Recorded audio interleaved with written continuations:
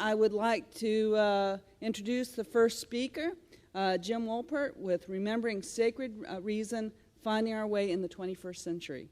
So thank you, Jim. I was going to actually ask if the lights could be brought up because I don't want anybody to fall asleep out there.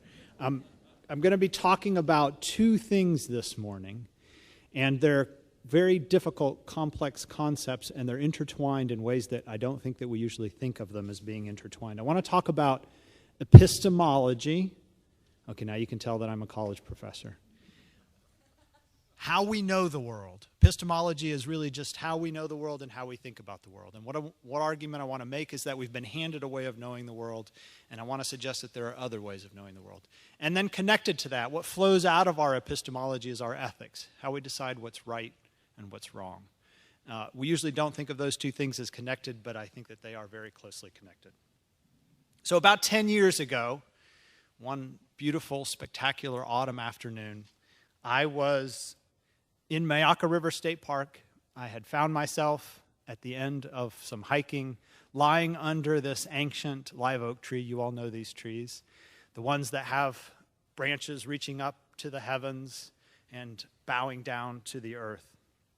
I drifted into a very quiet and peaceful place. It wasn't that the land around me was still or quiet. In fact, there was a constant breeze blowing through these trees, and the leaves were rattling and shaking like Buddhist prayer flags in a Tibetan breeze. The quiet came from inside, from the calming of a harried spirit, the cessation of that constant voice that's inside, right? Talking about the next appointment and the last appointment and regrets that we have, things that batter our soul. As I slipped into this quiet place, I felt as if I was being absorbed into earth. A giant soft hand lowering me to this place away from the cares and worries of everyday life. In this new place, time did not seem to pass. And in fact, time didn't seem to be relevant at all. While I was aware of the world around me, it wasn't through any ordinary way of knowing the world, where I have a distinct sense of myself separate from the land around me, the oak tree, the sky overhead, the earth underneath me. It was as if the earth was this great vine that had grown through me and around me, and I had become entwined with some greater force, with life, with creation. I don't know how to describe it. Interestingly, I don't know how long I was in this place, but I rose suddenly out of this place of calm and quiet to a heightened state of alertness. I turned my head to the left, and 12 inches from my nose was a fully grown, thick-bodied diamondback rattlesnake. Now, what was amazing is, if you're not awake, you are now, right? What was amazing is that a stream of light came through this oak tree and was warming my belly. And the only thing that it wasn't thinking, but the only thing I could intuit or imagine was that this snake wanted to climb on my belly and curl up and take a nap. That was the only thing that I could imagine at that point. So this is my argument. A different way of knowing the world opened to me in that moment as I lay on that ancient and fertile ground. A way of knowing that dissolved the boundaries between myself and the world around me. The oak tree, the rattlesnake, the earth, the sky. I have come to consider this moment of intricate interconnectedness a form of what I call sacred reason, an interweaving of self and other that melded who I am with the place I was, an opening of myself to some larger force that connected me to life and to creation. But it was a moment. What I argue is that we've been handed a way of knowing a way of thinking in the world that separates us from the world around us, creating disaffection and distance between ourselves and the rest of creation. Martin Heidegger, who's a 20th century German philosopher, called this way of knowing enframing, and suggested that as a result of this worldview, all objects, humans included, have become resources for our use. If you want to go get a job at a corporation, you go to the Office of Human Resources. We think in a way that is scientific or calculative. We know truth or reality is something we can take apart into different pieces and then put back together again. We can measure it. We can weigh it. It's something out there, separate from who I am. And as a result of this way of knowing, the world around us has become this resource for our use. We can extract from it, we can control it, we can manipulate it. And we treat this world as an object with no ethical misgivings, and this is where ethics comes in. Because that world is separate from us, so we believe. Separate from who we are as humans. Now, I must acknowledge this way of knowing has given us great inventions, cured diseases, improved our way of living, but it's also brought us to what I consider the most important moment in human history. And this is the moment in the 21st century where the central problem, in my opinion, will be the separation of human beings from the natural world. This is the issue of our time, the issue of the 21st century. So to give this a context, and this is all information that I'm sure you all have heard about and know, I want to talk a little bit about the Intergovernmental Panel on Climate Change, the IPCC, and I want to start with their third assessment report in 2001. And this is what they said in 2001. Most of the observed warming over the last 50 years is likely due to increases in greenhouse gas concentrations due to human activities. In IPCC speak, likely equates to greater than 66%. All right, not going to get too concerned about that. The fourth assessment report in 2007 concluded, this is 6 years later, that warming of the climate system is unequivocal, as is now evident from observations of increases in global average air and ocean temperatures, widespread melting of snow and ice, and rising global average sea level. The report continues, most of the global average warming over the last 50 years is very likely due to anthropogenic greenhouse gas increases. So in 6 years, the odds had increased from 66%, very likely, to over 90%, very likely. And as we know, during that time, climate change research expanded greatly with greater breadth and greater depth and had grown more definitive. The next IPCC report, if you all hopefully have been following this, has been released starting in 2013 and into 2014. And the physical science basis report was released actually September 2013, and it redoubles this concern. Warming of the climate system is unequivocal, and since the 1950s, many of the observed changes are unprecedented over decades to millennia.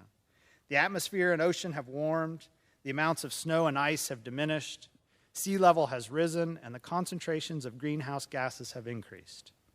The report now concludes it is extremely likely that human influence has been the dominant cause of the observed warming since the mid-20th century.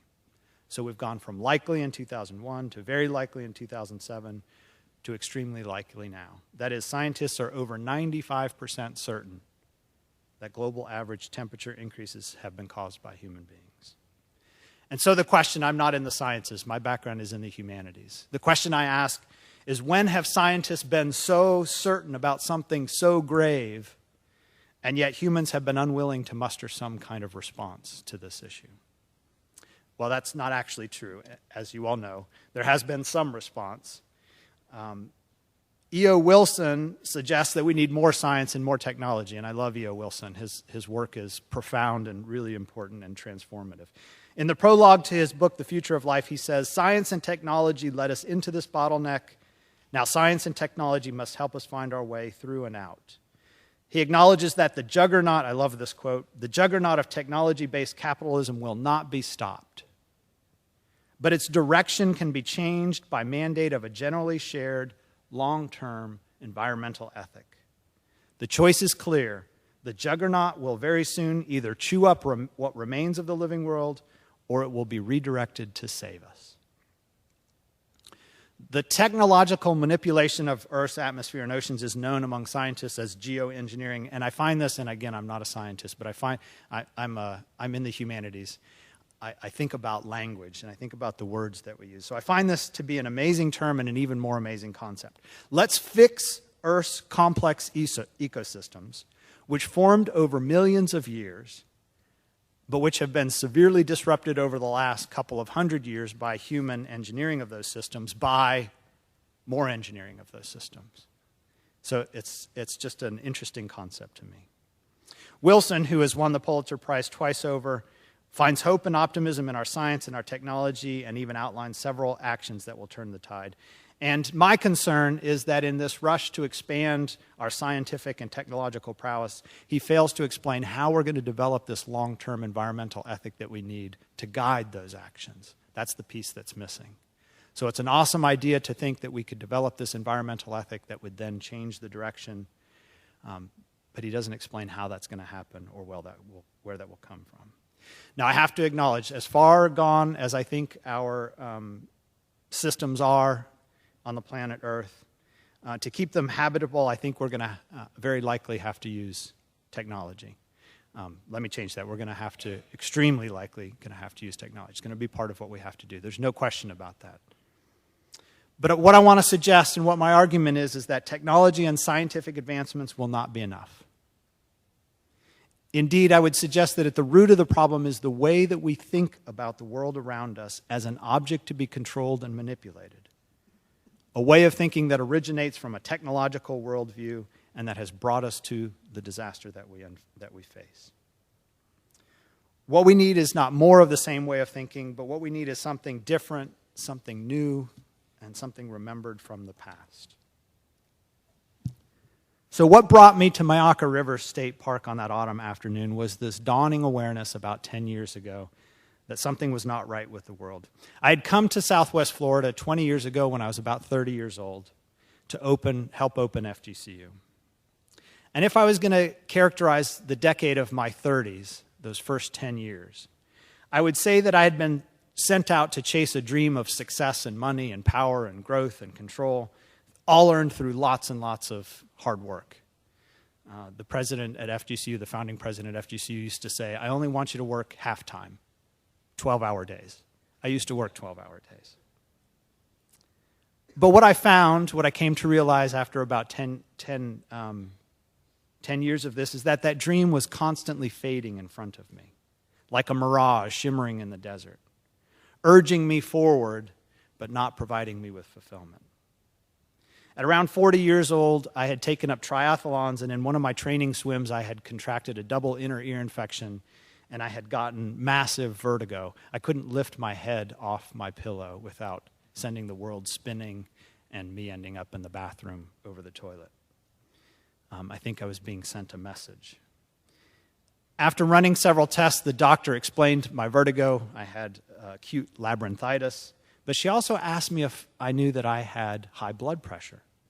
And I said, "No, I have no idea that I have high blood pressure." She said, "Well, you should go read some books on high blood pressure and come to an understanding of how you're living your life and how you might make some changes." So, of course, I'm happy to do that, being an English professor. And what I learned from reading these books is that I was a type A personality, somebody rigid and obsessed with organization and control. My desk was always clear. Someone impatient with others and with himself and really controlled with time. That's what I learned from reading this book, but what I knew at that time was that that's not how I saw myself. In fact, I went to one of my very close friends when we were camping one time, and I said, "Do you think I'm a type A personality?" And he fell down laughing. He said, "Jim, everybody knows you're a type A personality. Look at your desk." I also knew that that was not the person that I wanted to be. So I did something really unusual for that period of my life. Now, usually when you're around 40 and you have one of these crises, it's called a midlife crisis, and you go buy a shiny red sports car. I didn't do that. I did take a day off work and pack my bag, and I went up to Myakka River State Park with my journal and my day pack. I had arrived after the park opened. I studied the trail map. I found a really cool place to hike to where I thought I could be alone. And as I prepared my pack, a pair of red-shouldered hawks were up in the slash pine above my car, and they were screaming at me. Now, what was interesting to me about this time in my life is that this disharmony that had caused was also the beginning of an awakening to a deeper reality, or a remembering of a deeper reality, and the hawk was really integral to that experience. I felt that I was slowly becoming aware of the way in which the bureaucracy of my administrative role and this emphasis on hyperconsumption had left an emptiness inside of me. And the way in which we fill that emptiness is by working more and buying more, and then you become more empty, and so then you work more and you buy more, and it's a vicious cycle. I had realized that in our culture we mistake this cycle for a meaningful journey, a rite of passage. It's our vision quest. Work harder, buy more.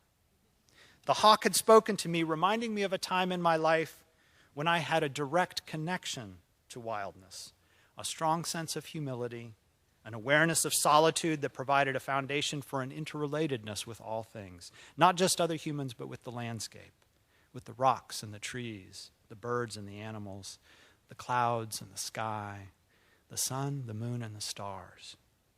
And this reminder of a time from my past had opened a deep chasm in my sense of self. I thought I knew what those hawks were saying to me as they screamed at me from the top of those slash pines. They were saying, "Don't go, danger, don't go." But I was very new to this listening, and I thought to myself, hawks don't talk to people. Get your pack back on and go down the trail. And so I did, and then a little while later I found myself encountering this rattlesnake. So this is my argument. Our worldview, the way in which we have come to relate to the physical world around us, offers us a limited way of behaving and a meager ethics. Even while they hold the key to our survival, for many of us in the West, the land is meant to be cleared and built upon for human habitation, megamalls, and corporations. The oceans and air are repositories that absorb our sewage and effluents.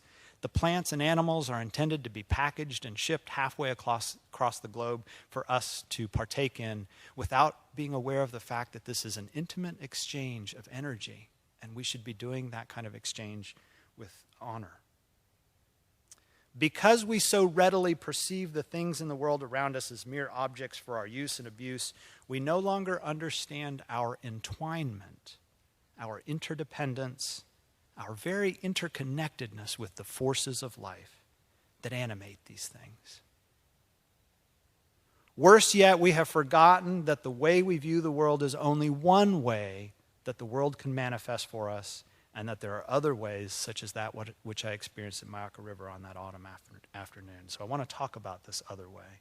And I want to talk about it through the work of Linda Hogan, who has a collection of essays called Dwellings, a phenomenal collection of essays. And in that, she has an essay called The Feathers. She's a Chickasaw essayist, poet, and novelist. She offers a vision of an alternate way of knowing, different from this scientific and technological way of knowing that has come down to us in the West. She says, perhaps there are events and things that work as a doorway into the mythical world, the world of first people, all the way back to the creation of the universe and the small quickenings of earth, the first stirrings of human beings at the beginning of time. Our elders believe it to be so, that it is possible to wind a way backward to the start of things, and in so doing find a form of sacred reason, different from ordinary reason, that is linked to the forces of nature. For Hogan, sacred reason provides us with access to a mythical world, one deep and rich with meaning that connects us to the origins of creation. She continues, in this kind of mind is the power of sky and thunder and sun, and many have had alliances and partnerships with it, a way of thought older than measured time, less primitive than the rational present. Others have tried for centuries to understand the world by science and intellect, but have not yet done so, not yet understood animals, finite earth, or even their own minds and behavior. The more they seek to learn the world, the closer they come to the spiritual, the magical origins of creation. Science and intellect, our rational Western ways of knowing the world, provide us with an important dimension of reality, but it is one dimension of reality. And from this other perspective, it gives us a rather meager understanding of the world around us, leaving us impoverished of spirit and bereft of mystery.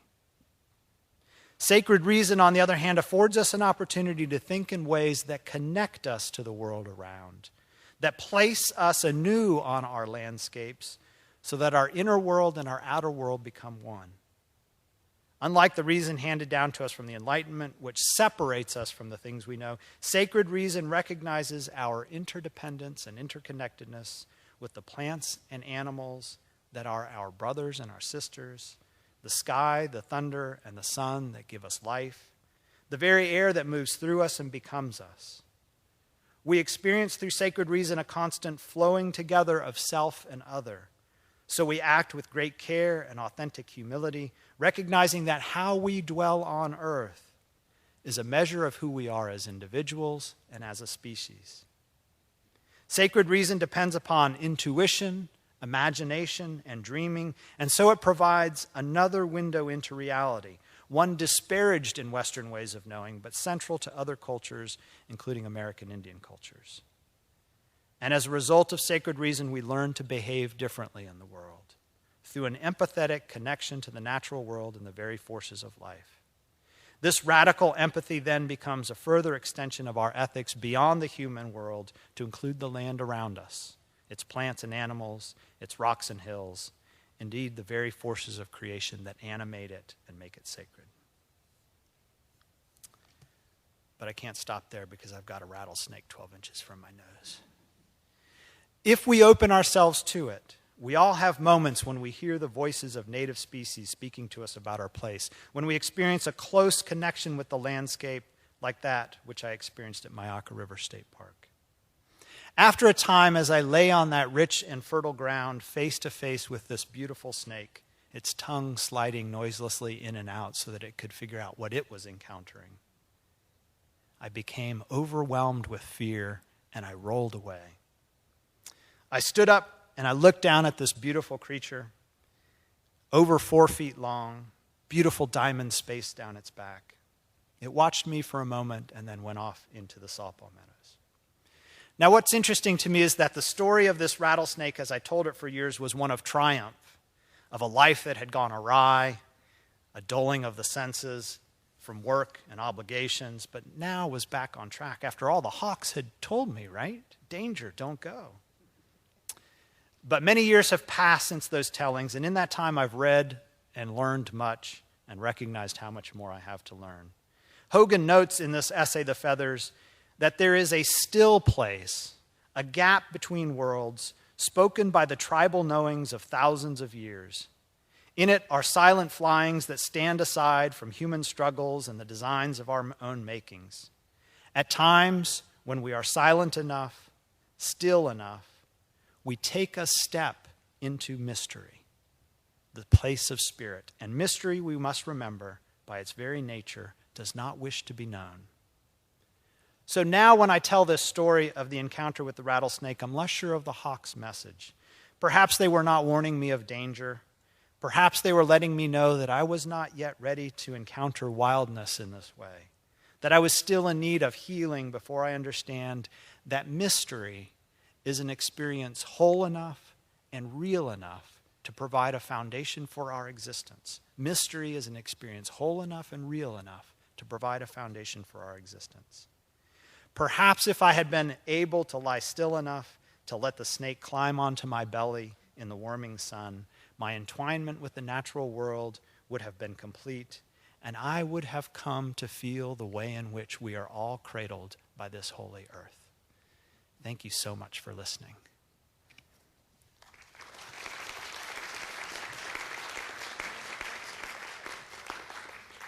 And I think we have time for some questions, if you would like to have some questions or some dialogue. Can you recommend some books for us to read? Well, I would not recommend Martin Heidegger. Stay away from Heidegger.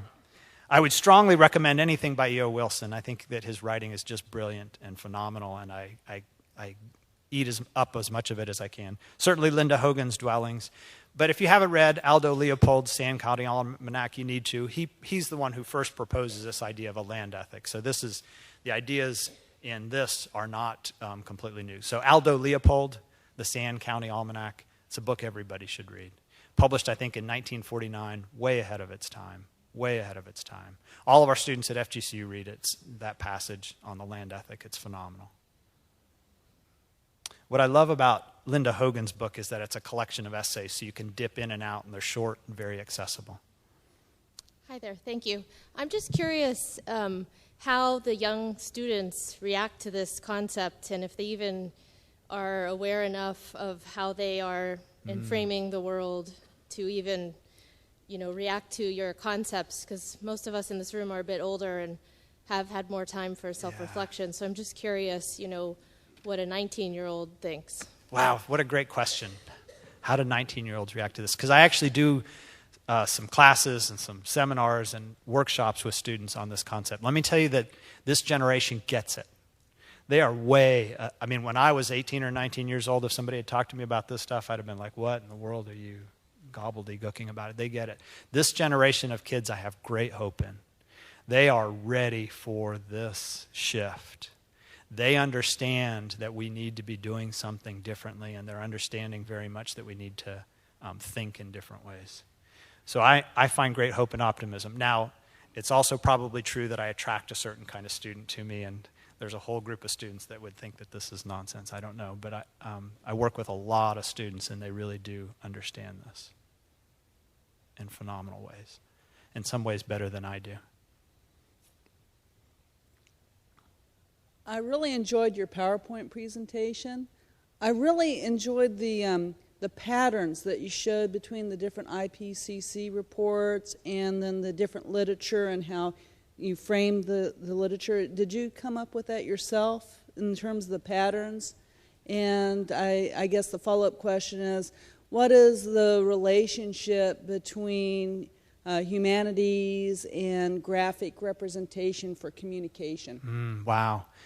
That's a very complex question. So, no, it's okay. So, yes, I've been thinking about this topic. I published a book called Walking in the Land of Many Gods. It's a very academic book, has a lot of Heidegger in it. I would not necessarily recommend that you buy it, but it does an analysis of 3 different works of literature that looks at this idea of sacred reason. So I've been thinking about this topic for well over 10 years, and one of the pieces of feedback that I got to that book is that the ideas in here are really important, but they're not accessible. So you need to develop an essay, a talk that is accessible to these ideas. So that's where this came from. And this idea of the weaving the story of the rattlesnake in there works wonderfully because it keeps everybody's attention, right? Everybody's wondering, well, wait a minute, he's got a snake staring him in the face. So if you're not interested in the other stuff, you're interested in finding out what happens there. So I will be honest to you, it's a great question about the humanities. I first did this talk to a large audience at the Florida Native Plant Society, and I was not going to put together a PowerPoint because in the humanities, we don't do PowerPoints at our conferences. We tell stories. We read things. That's all that we do. And I was convinced at the last minute I really should put together a PowerPoint, so I put together a PowerPoint, and this one has changed. It's a little bit better. It's a little bit more refined because that one was put together. There are still some things in this PowerPoint I would do differently. But yeah, so this is not something that I'm very comfortable with. I would rather be down there telling stories. Other questions? Thank you all. So let me say this. I unfortunately have to leave because I've got to get back to the office this afternoon. But thank you all for being here today and for the work that you're doing, for the presenters and for the people who are listening. I really believe that what happens in this room is not just about getting out of the field for a day and in the air conditioning. It's really about thinking differently about the land. And this is something that we need to do if we're going to make it through the 21st century. So what you all are doing today is really pretty magical and mysterious and really, really powerful and important. So thank you all for being here, and thank you for what you do.